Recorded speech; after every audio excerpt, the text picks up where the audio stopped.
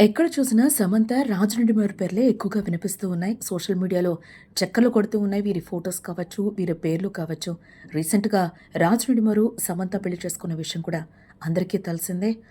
ఒక రేంజ్‌లో సమంతకి నెటిజన్స్ అందరూ కూడా బెస్ట్ విషెస్ తెలిపిన సందర్భం కూడా కనిపించింది. ఇదే నేపథ్యంలో రాజ్ నిడుమూరు మాజీ భార్య శ్యామలి స్పందించడం జరిగింది.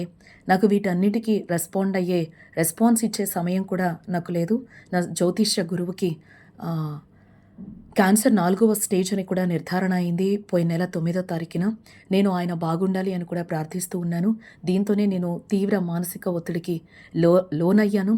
ఎన్నో నిద్రలేని రాత్రులు కూడా గడిపాను అంటూ కూడా ఆమె ఒక పోస్ట్‌నైతే పెట్టడం జరిగింది. ఈ నేపథ్యంలోనే నా మీద నాకు సపోర్ట్‌గా జాలి, దయ చూపించినందుకు కృతజ్ఞరాలను అంటూ కూడా ఆమె ఒక పోస్ట్‌నైతే రిలీజ్ చేయడం జరిగింది. పోస్ట్‌నైతే రిలీజ్ చేయడం జరిగింది. నాకు ఎటువంటి పీఆర్ టీమ్ కూడా లేదు. నాకు సోషల్ మీడియాకి ఎటువంటి ఇంటర్వ్యూస్ ఇవ్వడం కానీ, అటెన్షన్ కానీ నేను కోరుకోవడం లేదు. నాకు ఇష్టం లేదు అంటూ కూడా ఆమె పోస్ట్‌లో అయితే ఈ విధంగా రాసుకొచ్చిన సందర్భం అయితే కనిపిస్తుంది.